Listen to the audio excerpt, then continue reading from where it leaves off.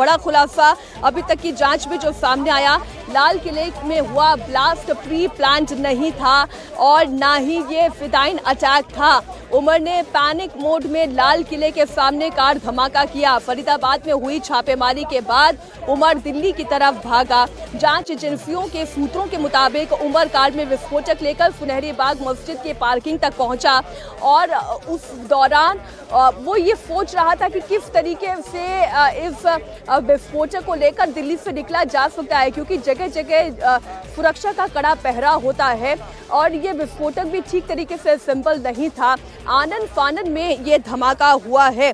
इस बीच बड़ी खबर आपको बताते हैं, एफएसएल की टीम को ब्लास्ट स्पॉट की जांच के दौरान 2 जिंदा कारतूस बरामद हुए हैं। दोनों जिंदा कारतूस ब्लास्ट साइट से एफएसएल की टीम को मिले हैं।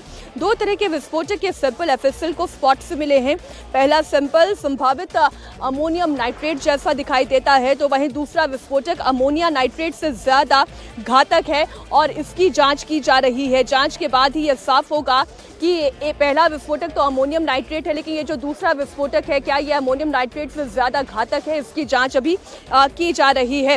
इस बीच फरीदाबाद से जुड़ी हुई बड़ी खबर, फरीदाबाद मॉड्यूल को लेकर एक और जानकारी आ रही है। लखनऊ में लेडी डॉक्टर शाहीन के भाई डॉक्टर परवेज शाहिद से भी पूछताछ की जा रही है। डॉक्टर परवेज से यूपी एटीएस की टीम और जांच एजेंसियां पूछताछ कर रही हैं। डॉक्टर परवेज को कल शाम लखनऊ से हिरासत में लिया गया था। डॉक्टर परवेज अंसारी ने बताया कि उसने इंटीग्रल यूनिवर्सिटी से कुछ दिनों पहले ही इस्तीफा दिया था, यानी कि दिल्ली में हुए इस धमाके से पहले ही डॉक्टर परवेज इंटीग्रल यूनिवर्सिटी से इस्तीफा दे चुका था।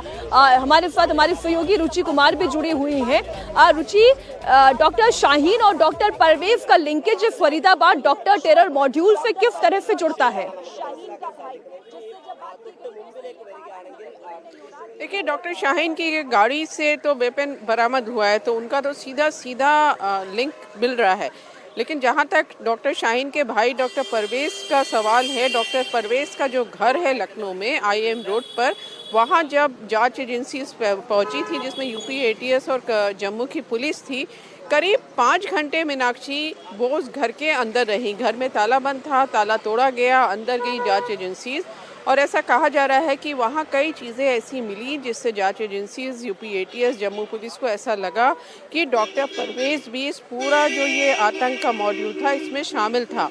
वहाँ से बहुत सारे गैजेट्स और डॉक्यूमेंट्स लेकर ये जांच टीम गई है, जिसकी जांच पड़ताल चल रही है और हिरासत में डॉक्टर परवेज को लिया गया है। वो भाई है डॉक्टर शाहीन का और ये पता करने की कोशिश की जा रही है कि इस मॉड्यूल से पहले कौन जुड़ा, डॉक्टर शाहीन या डॉक्टर परवेज। और क्योंकि वो लखनऊ में रहता था तो किस तरह का यूपी में क्या कुछ करने की साजिश हो रही थी, किस तरह का मॉड्यूल उनका यहाँ काम कर रहा था, ये सब चीज़ें पूछताछ डॉक्टर परवेज से की जा रही है। लेकिन जो हमारे सोर्सेज से बात हुई उनका कहना है कि इस पूरे रुचि आप बनी रही है हमारे साथ। इस बीच एक और बड़ी खबर, जम्मू कश्मीर से भी लगातार गिरफ्तारियों के सिलसिले की खबर सामने आ रही है, जहां पर शोपिया के रहने वाले एक इमाम इरफान अहमद की गिरफ्तारी हुई है। इरफान अहमद श्रीनगर की एक मस्जिद का इमाम है। इसके ऊपर आरोप ये है कि ये डॉक्टर्स को रेडिकलाइज करने का काम कर रहा था, उनका ब्रेन वॉश करने का काम कर रहा था और इसमें अकेले इरफान अहमद की ही भूमिका नहीं थी, बल्कि उसकी पत्नी भी उसमें इसका सहयोग कर रही थी। जांच एजेंसी ने जब छानबीन की है तो इस दौरान जम्मू कश्मीर पुलिस को इरफान अहमद के पास से 5 मोबाइल फोन भी बरामद हुए हैं।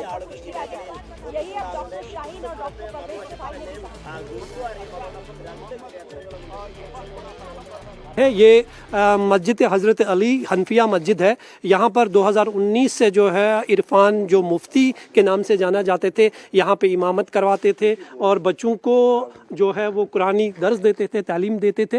हालांकि उसका एक अच्छा रिकॉर्ड इस इलाके में था।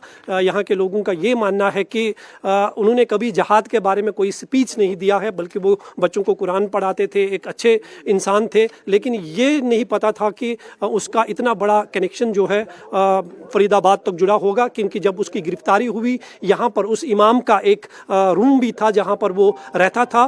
पुलिस ने उस रूम से जैश ए मोहम्मद के 3 पोस्टर्स जो है यहीं से बरामद किए हैं। तो निस्संदेह ही जो बात सामने आ रही है कि इस पूरे नेटवर्क का, जिसमें ये इरफान मौलवी जो मुफ्ती के नाम से भी जाने जाते हैं, उसके तार कहीं ना कहीं सीधा फरीदाबाद से भी जुड़े हुए हैं। और इस बीच एक और बड़ी खबर, इरफान की गिरफ्तारी के बाद उसके पड़ोस में रहने वाले लोग भी हैरान हैं। लोगों का कहना है कि इरफान नौगाम मस्जिद में बच्चों को तालीम देने का काम करता था।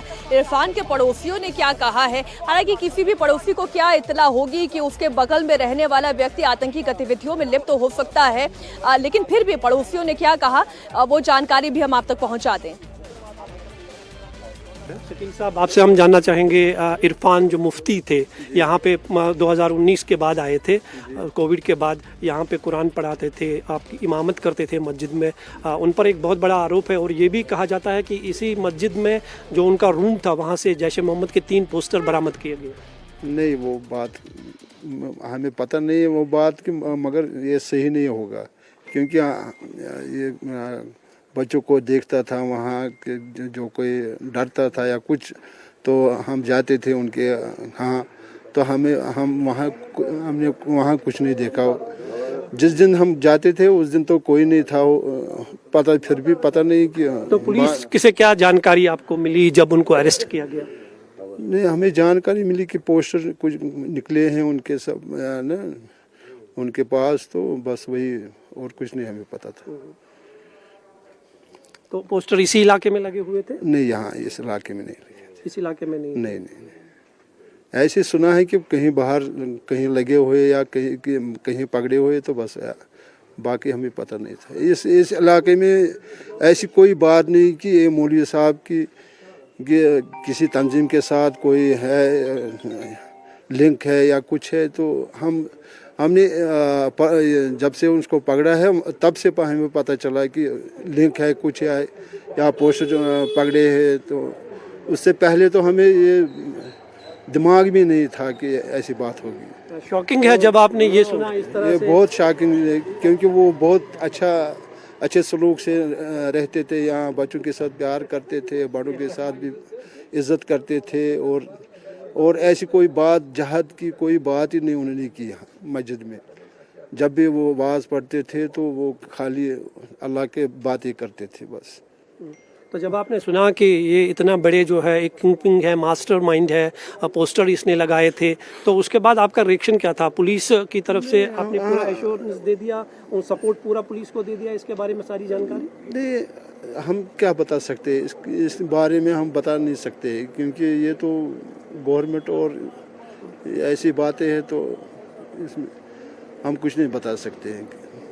एक शॉकिंग बात है, शॉकिंग तो है ही। पढ़ाता है, हाँ, वो तो कुरान पढ़ाते थे, वो दरसगाह चलाते थे, यहाँ तो सारे बच्चे जाते थे और बड़े भी उनके पास कुरान पढ़ते थे। तो ऐसी कोई बात नहीं थी कि ये ना इतना बड़ा ये मसला हो जाएगा।